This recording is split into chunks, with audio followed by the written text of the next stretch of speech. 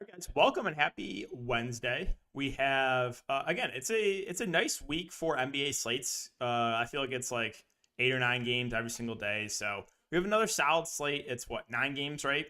Um, News wise, not as much news that we're waiting for today as were I feel like the last few slates. We recently got news that Brissett is out for the Pacers, so we'll talk about that.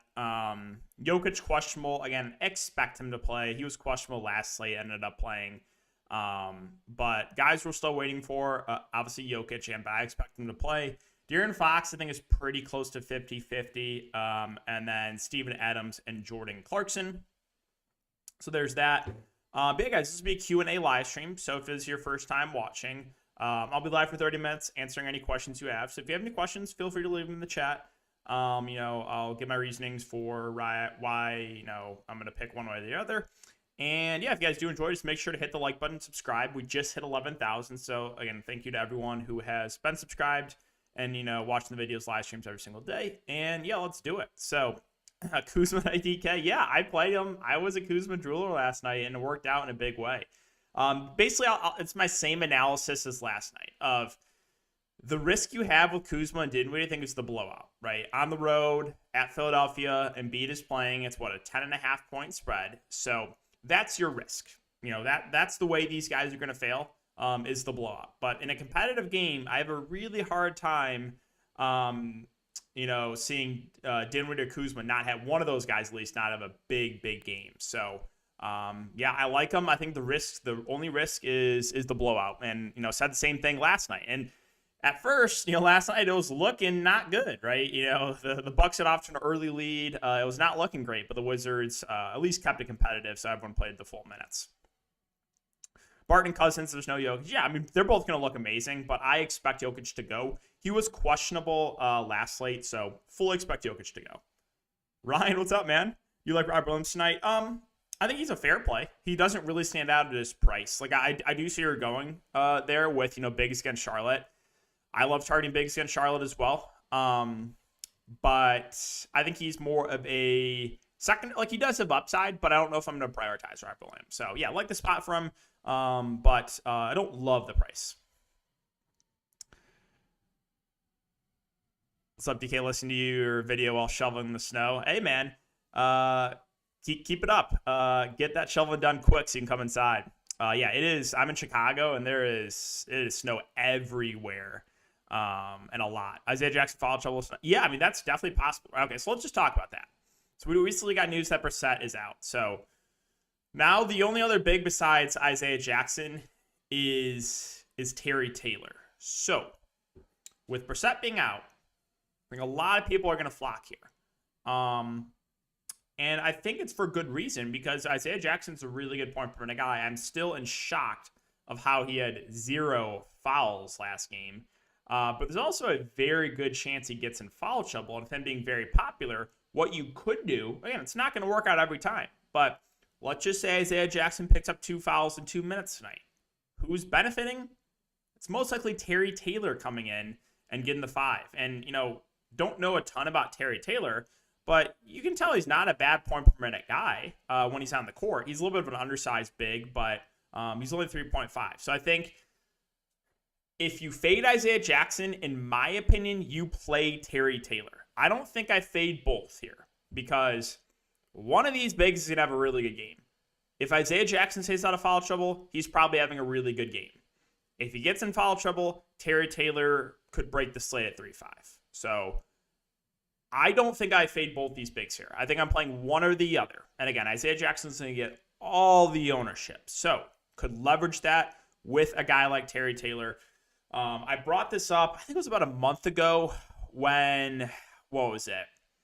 I think it was McGee and Biyombo.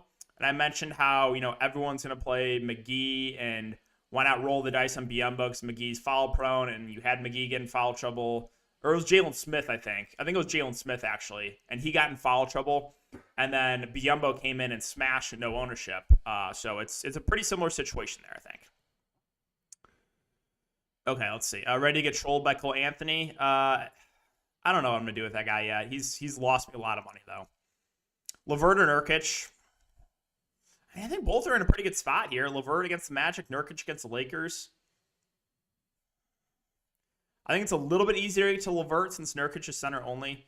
Yeah, Azubuike and Pascal. So I don't know what Utah's going to do. They can do a lot of different things, right? They could start Azubuike at the 5. They could start Pascal at the 5. They could start Royce O'Neal at the 5. They've done, I believe, all 3 of those. I know they've started Royce one small ball 5. Azubuike has started one game too. So I just need to see what they're going to do. But obviously, no Gobert, no Whiteside. They're very thin up front, and they're going up against Nikola Jokic. So, kind of taking a wait-and-see approach. But I do expect, pretty decent minutes for both, actually, Azubuike and Pascal tonight. Dinwiddie, Giddey, Chetty, Chris, Gafford, Luka, Jackson, LeVert. I think it's a solid tournament build. Yeah, I do think Gafford is most likely going to start here without Thomas Bryant. If he can stay out of foul trouble, we might see him play like around 20 minutes. Dwayne Washington, I think he's a fair play. I don't necessarily trust it. I know he's been playing well of late. But it feels like a chase a little bit. So I think he's fine, but I'm not super confident in it. I don't think he's going to continue to play this well. So I think he's like a fine play, but I don't know if I'm going to go there tonight. Not saying that you shouldn't. I don't have a great read on it, so I'm probably going to stay away from Washington, even though he has played well the last couple games. Pascal, Chris, or Gafford? Yeah, it's a good question because I don't know what's happening right now with Utah and what they're going to do. I think the guy with the most upside for minutes is probably Pascal. I think he could probably play 25 to 30 minutes tonight. Whereas Chris is probably only seeing 15-ish off the bench, and Gafford probably only seeing 15 to 20. So yeah, I don't have a super strong lean there. Butler in Utah and Godwin in the Cavs. Yeah, I don't know if Butler and Utah I'm staying away from unless if Clarkson's out, then we can consider guys like Butler and Trent Forrest. And then Goodwin, I have no trust right now in the Cavs bench. So unless he starts, I'm not touching him. Jackson Holmes and Embiid, 3 center lineup, hoping Dinwiddie plays. Okay, Kuzma season. Yeah, I mean he looks pretty good. Gafford starting. Okay, yeah. So Gafford, I think it's only him and Harrell now as the bigs. I guess they could go to an undersized Rui. But I would think we get close to 48 minutes from Gafford and from Harrell against Embiid. So I actually think both the Washington centers are definitely in play. The only issue is we have a lot of good value bigs. So you got to make some tough calls. Who's going to get the 5 run in Utah? Yeah, I expect Azubuike to play, Pascal, Rudy Gay, and maybe a little bit of Royce O'Neal. I think it's kind of going to just be a mix and match. Yeah, I think Nurkic is in a nice bounce back spot against the Lakers. 2 games ago, blowout. Last game, he did not close. But I would think against Anthony Davis and the Lakers that he's probably going to be in the closing lineup tonight. Smart and Jackson or Kuz and Taylor. So the question is, do you think Isaiah Jackson gets in foul trouble? That's your answer. If the answer is yes, go the second one. If the answer is no, I think you go first. Hey, really, thanks for what you do. First and foremost, I have 13,500 for. Oh, thanks, man. So, I mean, it's a little bit hard to answer that because I don't know what the rest of your lineup looks like. So maybe if you give me a 2v2, it'll be a little bit better to answer. Than 13,500 for 2 spots. Because again, I don't know what the rest of your lineup looks like. I don't know if you're playing cash or tournaments. So I appreciate the support, but it's a little bit hard to answer a question like that. You like Gafford versus Embiid? You like Gafford versus Embiid or Montrez? So I mean, Gafford's cheaper, but Montrez, Gafford's always in foul trouble. So I think Montrez has could play more. LeVert or Jaylen Brown? I mean, if you had the salary for Brown, I think it's Brown. LeVert's been pretty disappointing, but I still have interest in him in tournaments. I still think the upside's there. Porter Jr., Kevin Porter Jr., yeah, not much interest. Again, I mean, it is a revenge game narrative, but his price is up to almost 7K, and the Cavs have played pretty well defensively. I do like Malik Monk. I think Malik Monk starts and plays around 30 minutes, maybe a little bit more. That is an up-tempo game, so yeah, I like Monk. You like going back to Giddey if you play Luka tonight? You don't have to, but I do think Giddey is a nice bounce back candidate here. And I think the ownership is going to be relatively low, right? Because he was massive chalk last slate. Had a very disappointing first half. I think he had, I want to say it was 10 fantasy points in the first half. Second half, he really turned it on. I think he finished like 25 fantasy points in the second half. So the upside's there for Giddey. I think the ownership dropped. So I like it. I don't think if you're playing Luka, you have to play Giddey. But I do think it's a nice pairing for tournaments. Simons or Powell. I mean, I feel better about Simons, right? Because he's doing more of the peripheral stats, whereas Powell is very score independent. Levert's been pretty annoying. Got to stay with him though, because if I fade, yeah, you're gonna be in a lot of pain if you fade Levert. If you've been playing him for a while and you fade him and then he goes off.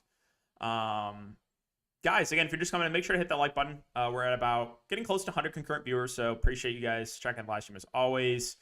Yes, yeah, the Jazz is kind of like a wait and see. We're waiting to see if Clarkson plays. And then I need to see who they're starting. Like, I just don't know what they're going to do because they've kind of done a few different things now when both Whiteside and Embiid have been out, right? We saw one game as Ibuki started. We saw one game that started Royce O'Neal at the 5. But they're also kind of thin at the guard position now, too, if Clarkson misses. So, yeah, I don't know what they're going to do.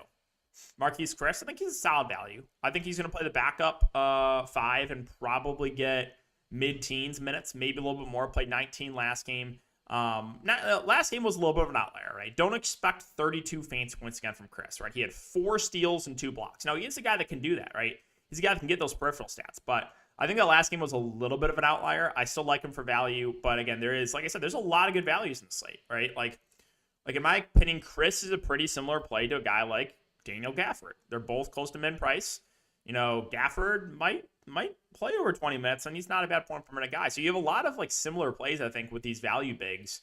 So you gotta have to make some tough calls there. Westbrook looks better if AD plays. I mean, yes and no. Like, he's gonna have more opportunities for assist, but also we kind of saw it, what was it, against the 76ers, where it was just get the ball to Anthony Davis and get out of the way, basically. So like Westbrook was awful that game. So, like, yeah, yes and no. I think his assists are going to go up, more lobs to AD, but it won't be as high usage. Mavericks played a month ago. Yeah, Giddey went for, I think, almost 70 fantasy points that game. No, I don't read too much into, recent, performance. Yeah, he had a good game against the Mavs, but that doesn't mean it's bound to happen again. What I do think happens, though, is the ownership's going to be pretty low after last slate. Lost on Rashawn Holmes. I think he's fine. Like, he's not someone that stands out to me a lot. But 25 to 30 minutes from 5K in an up-tempo game looks okay. Yeah, it's a good question. Gafford, Chris, or KJ Martin. So I'm probably not getting to Martin. I would say either Gafford or Chris. And I don't really have a super strong lean there. Cole, Brunson, or Dinwiddie. A point per dollar, I think it's Dinwiddie. Straight up, I would say Cole. Ja tonight, a little bit hard to go there. Awful matchup against the Knicks, who just play so slow, and Ja's price is up. We have Bane back, Triple J's healthy, Melton, Tyus Jones. Like, they have basically a fully healthy team outside of Dylan Brooks. Last game played 42 minutes. That game went to overtime, so 37. I'm expecting 35 plus here from Ja, but it's not a good matchup. And the price is at, I believe this is the highest he's been priced all season. So, in my opinion, it's just a ownership play. If you go to Ja, he's going to be very, very low owned and hope he has a ceiling game in a tough matchup, but he does not stand out in my opinion.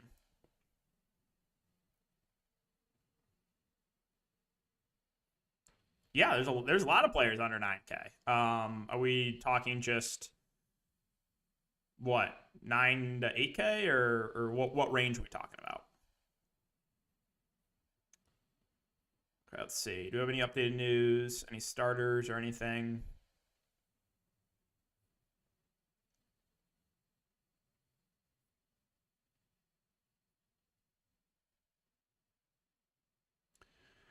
Okay, so Aaron Holiday once again starting for the Wizards.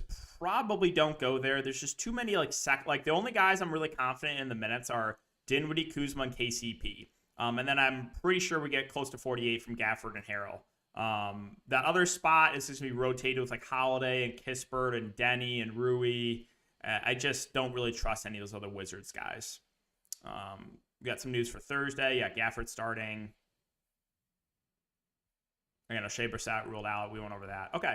So I think we're up to date there. Cool. Let's see. Yes. Yep. So one over that at the beginning of the show. I think everyone, or not everyone, but Isaiah Jackson's still gonna be very, very popular because there's no Brissett. So they only have two bigs, and he's very prone to foul trouble. So he's gonna be chalky, prone to foul trouble. You can fade him, and again, if you fade Isaiah Jackson, I think you play Terry Taylor, because if Isaiah Jackson does get in foul trouble, it's Terry Taylor that's going to benefit, right? Because if Isaiah Jackson picked up two quick ones, Terry Taylor's coming in and playing the five.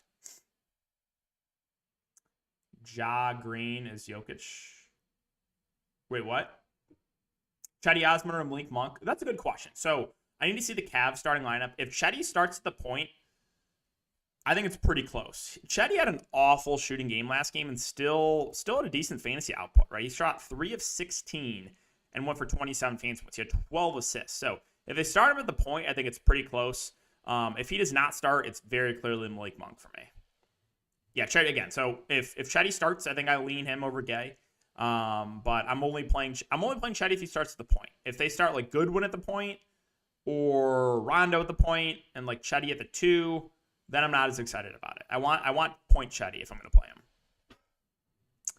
So like with Embiid and Jokic, I think both look pretty good. And both are in good spots. You have Embiid against Washington and Jokic against the Jazz, who have no bigs. So I don't think you can go wrong with either. I think the floor is a little bit higher on Jokic than it is Embiid. But like, I also think Jokic probably gets a little bit more ownership. So it's, you're splitting hairs, I think. I think both are in really good spots. I will say there's a little bit more blowout risk for Embiid, right? It's what, a 10.5 point spread? So yeah. Let's see. 4.1 utility. So let's take a look. Probably like a Utah guy. But let's see. Or you have those value bigs, right?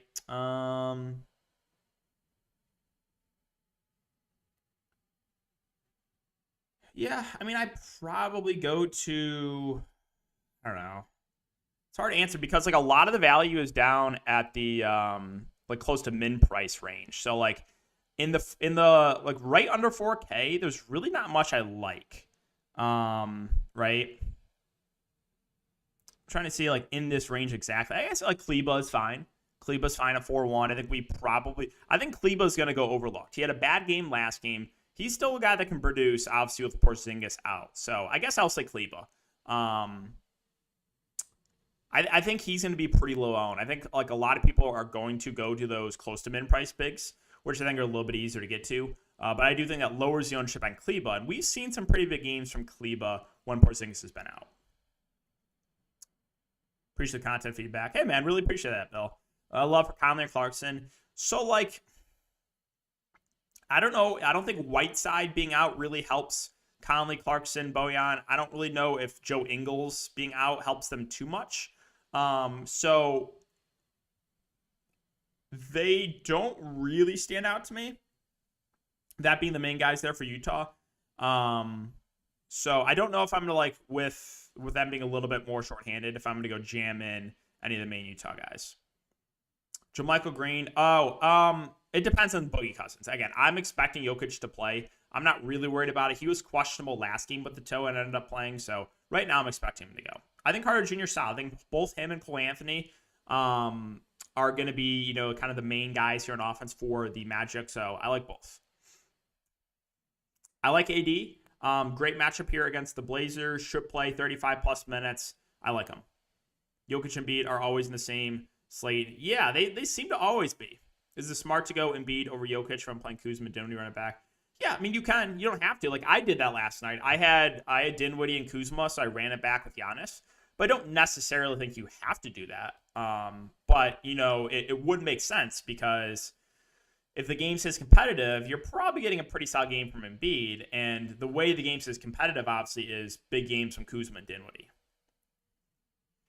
What do you think of Luka plus Giddey? Yeah, I've got a couple questions about that. I think that's totally fine too. And like those correlations do make some sense. Playing one guy from one team, one guy from the other. You don't have to do it though. Like I don't. If I have like a lineup where I'm not like correlating like that, like two guys from one game, I'm not super mad about it. It's not necessarily like stacking isn't as important in NBA as it is in NFL, right? Small forward, depends what price range. So you mentioned Jaylen Brown. I think he looks pretty good against Charlotte. Let's see. What else we got small forward? I think Franz is fine. 5.9K. Should play over 30 minutes. He looks okay in the mid-range. Let's see, what else do we got? Chetty, if he starts the point again, I think looks pretty good. I think Dorian Finney-Smith is safe. Never play. You're never excited when you click Dorian Finney-Smith's name for your lineup, but he should play big minutes. Let's see. What else? I mean, I guess Denny's playable. Yeah, I would say it's definitely a weaker position. Not a lot of standout plays in my opinion.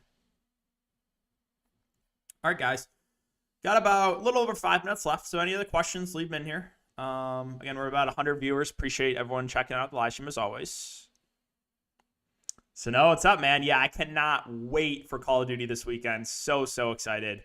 I'll be firing up some contests on DraftKings for sure, and probably some prize picks as well. Yes, Kuzma. The only risk I'll say with Kuzma is potential the game blows out. Same thing I said about the Wizards last game. And it was looking like the game was going to blow out at first. But if in a competitive game, I have a really hard time seeing, or I would be shocked if one of Dinwiddie or Kuzma doesn't have a really big game if the game doesn't stay close. Rozier, basically the Charlotte guys always find tournament plays for me. I think they are going a little bit overlooked in the slate, but a little bit hard to prioritize. So, if you're building a chalkier lineup, I think you can go to a guy like Rozier. Production's been down a little bit last 5 games, but you don't have to go back too far to see, the type of upside that he does have. Also, it is a revenge game. I know a lot of people into revenge game narratives.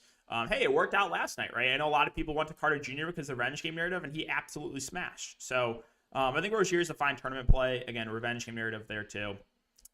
Let's see. Finney-Smith, Sal Lope. Yeah, I mean, he's going to play big minutes. I expect probably 35 minutes from Dorian Finney-Smith. He's not a productive guy when he's on the court, but maybe he can, fall into some rebounds, get a couple assists, get a putback or something. Dort Bain, Isaiah Jackson, or Carter. Are we talking straight up? Straight up for me, probably Carter. Point per dollar, I'll say Jackson if he stays out of foul trouble. COD video on Patreon, yeah. There's not enough traction on YouTube for, if I make a COD video, might maybe get 100 views. It wouldn't be worth it. Franz in for small forward, but was thinking to spend down even more there. Any thoughts on Desmond Bane? Probably not for me. Tough matchup. Had an outlier game last game. Last 3 games for him besides the most recent one. 28, 26, 29. That's definitely not going to get it done. Factor in probably one of the worst possible matchups against the Knicks. Factor in he just got a $1,000 price hike. It feels like chasing. Feels like chasing if you go to Bane. So, yeah, not a ton of interest there. Thoughts on stacking Portland guys with... Yeah, I mean, that's a game that I like stacking. Neither team really plays defense. Dort a decent play. Feels a little bit pricey. Would rather go to Giddey. Do the Magic guys get full minutes on back-to-back? Yeah, I would assume so. It's not like there are any, veterans on that team, so...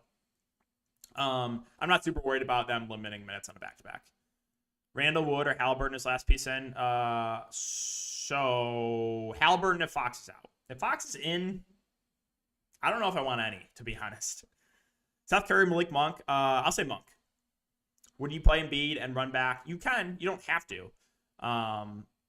But it does make sense to do it. Chris or Pascal? Yeah, so that's a tough question right now. A lot of people asking about those cheap bigs. I don't have a super good answer for it because it kind of depends on what Utah does to the starting lineup. So I think Pascal has more minutes upside than Chris, right? I think Pascal is a guy that could realistically play 25 plus minutes, but right now I can't really answer because I don't. Number one, I don't know. I need to see Utah starting lineup. They can do so many things. So yeah, would like a COD bid for sure? Yeah. Again, I have stuff posted on Patreon. I'm actually including esports for free Patreon this month, but YouTube again, it's just there's not enough traction to make it worth it. Simons or Porter Jr. Simons. I like the matchup better for Anthony Simons. Let's see.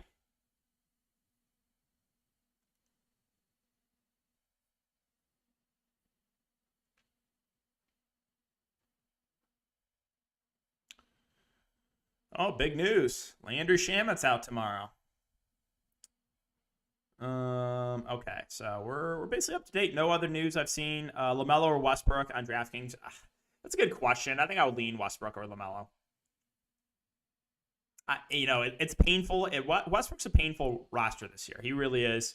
But it is one of the better matchups against Portland, and probably plays 35 plus minutes. So yeah, Norman Powell doesn't really stand out, right? He's gonna play the minutes, but scoring dependent. So like the way Norman Powell has upside if he has one of those really good shooting nights, and that's hard to predict. So like not really a guy that stands out. He's in play. Like he does have upside if he has one of those hot shooting games, but at his price point, like if Norman Powell's like 5K, would like him a lot more. The price he's at right now just feels right. Holmes, secondary option, should play 25 to 30 minutes. Hard to go to him though with there being a lot of good value bigs. McCollum or Tobias? I'll lean McCollum with Embiid back. Tobias priced at a premium now. So I think I lean McCollum. All right, I think that's going to do it, though, guys. So appreciate you guys coming to check out the live stream. Good luck tonight, guys. Enjoy these games, and I will see you back here in the next one.